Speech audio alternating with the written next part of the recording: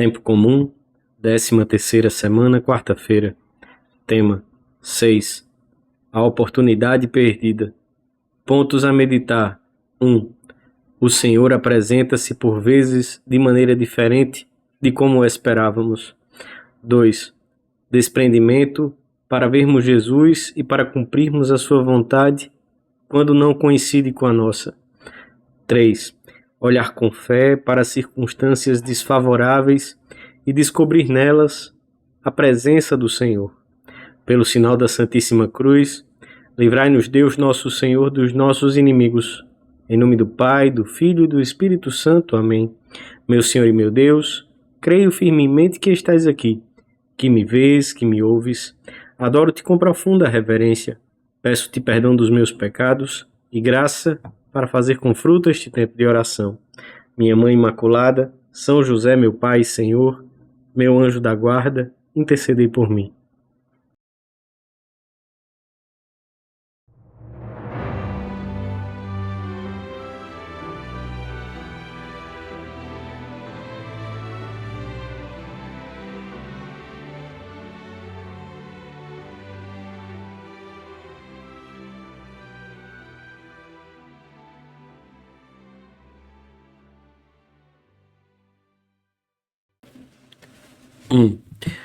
Jesus chegou à outra margem do lago, a região dos Gadarenos, terra de gentios. Talvez procurasse um lugar afastado para descansar com seus discípulos. Ali curou 2 endemoniados que saíram ao seu encontro.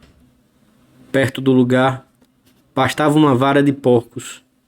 Os demônios pediram-lhe que, se os expulsava desses homens atormentados, os enviasse àqueles porcos. E o Senhor permitiu-o. Eles saíram e foram-se para os porcos, e toda a vara se lançou ao mar, barranco abaixo, perecendo nas águas. Os porqueiros fugiram e, indo à cidade, contaram tudo, especialmente o que se passara com os endemoniados. E eis que toda a cidade saiu ao encontro de Jesus, e vendo-o, rogaram-lhe que se retirasse dos seus limites. Rogaram-lhe que se retirasse daquele lugar. Foi uma grande oportunidade perdida por esses homens. Haviam tido o próprio Deus entre eles e não souberam vê-lo. Possivelmente o Senhor nunca mais passou por aqueles lugares. Tinham-no tido tão perto e pediram-lhe que se afastasse. Que pouco hospitaleiro é às vezes o mundo para com seu Senhor.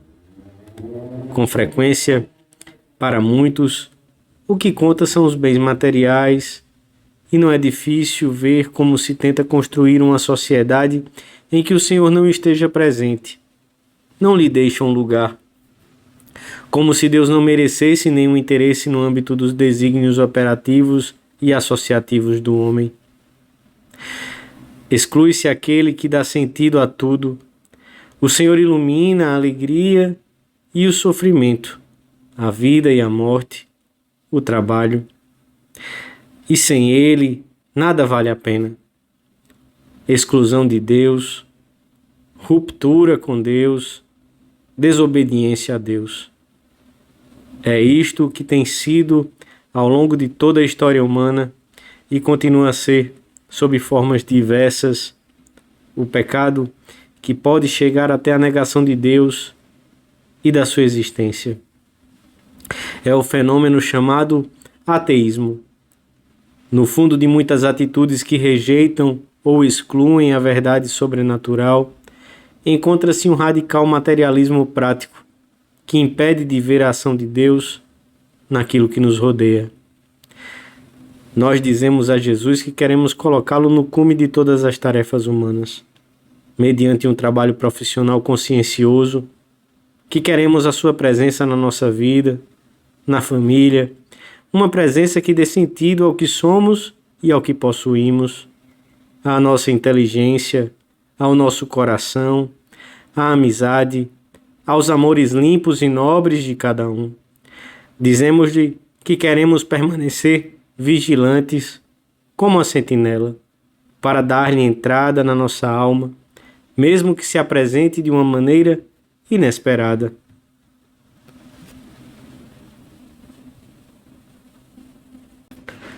Dois.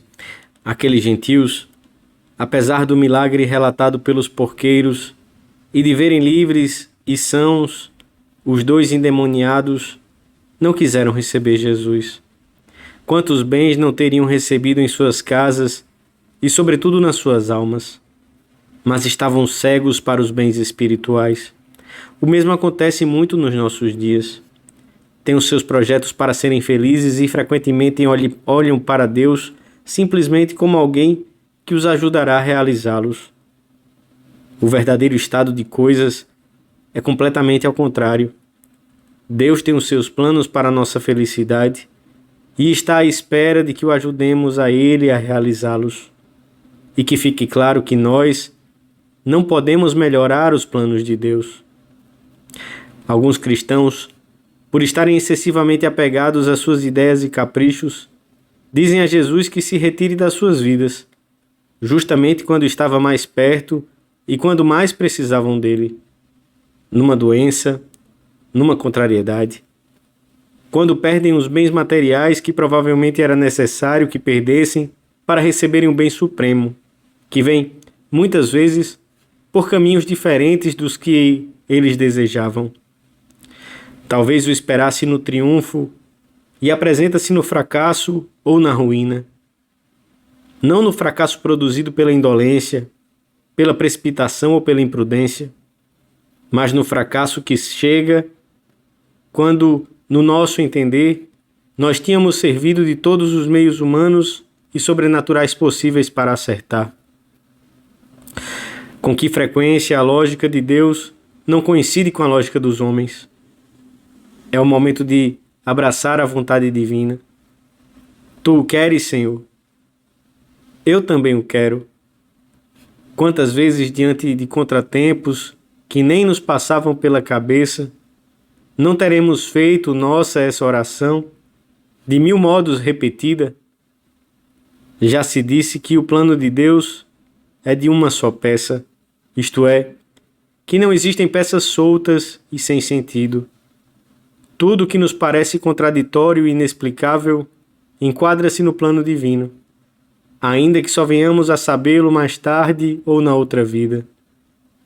Do que não há dúvida é de que todas as coisas concorrem para o bem dos que amam a Deus.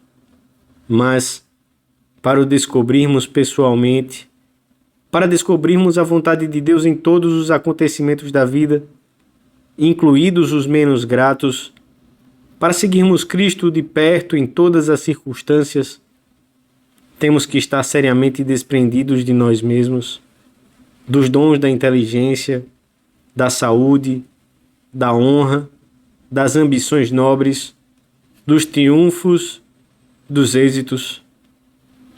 Refiro-me também, porque até aí deve chegar a tua decisão, a esses anseios límpidos com que procuramos exclusivamente dar toda a glória a Deus e louvá-lo, ajustando a nossa vontade a esta norma clara e precisa. Senhor, só quero isto ou aquilo, se for do teu agrado, porque, se não, para que me interessa?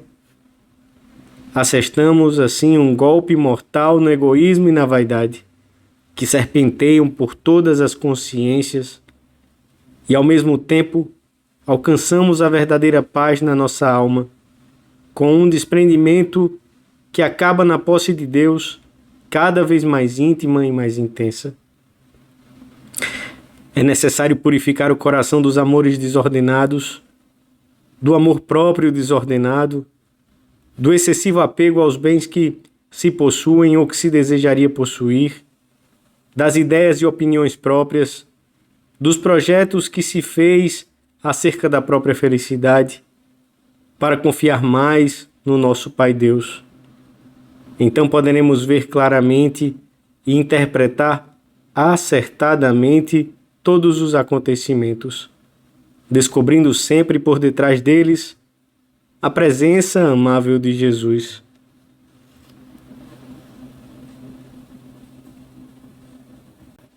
Três. Se não houvesse ocorrido aquela hecatombe de porcos, os porqueiros provavelmente não teriam descido à cidade e os seus habitantes não teriam sabido que Jesus estava ali tão perto.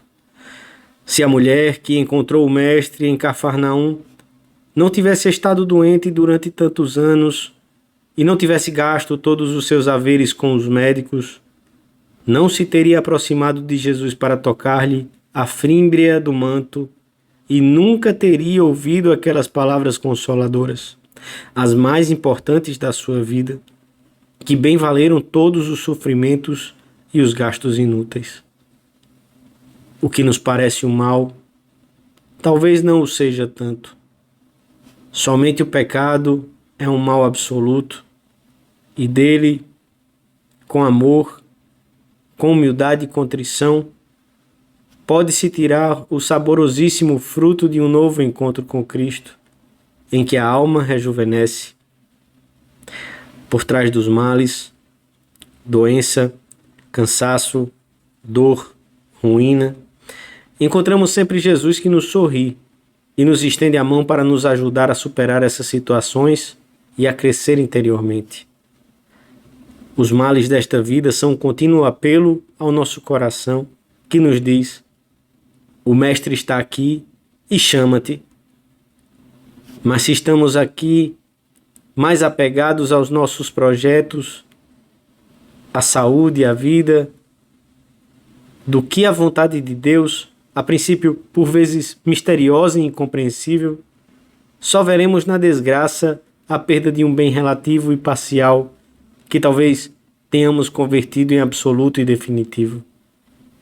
Que enorme erro se nesses momentos não soubermos compreender que Jesus nos visita. Com uma lógica diferente da nossa, o Senhor vai dispondo dos acontecimentos para que, com dor algumas vezes e com gosto outras, nos desprendamos de tudo para que Ele invada toda a nossa existência. Temos que pensar muitas vezes na atuação íntima de Deus em nós, pois Ele dispõe até a menor circunstância para que sejamos felizes, para facilitar-nos o desprendimento de nós mesmos, dos nossos projetos, para que sejamos santos. Aos olhos de Deus, uma só alma tem mais valor do que todo o universo. E as maravilhas que Deus realiza no íntimo das nossas vidas são, de longe, mais extraordinárias que todos os esplendores do cosmo material. Se aqueles gentios tivessem compreendido quem estava diante deles, se tivessem captado o milagre realizado com os 2 homens libertados do demônio, que importância teriam dado à perda econômica de uns porcos?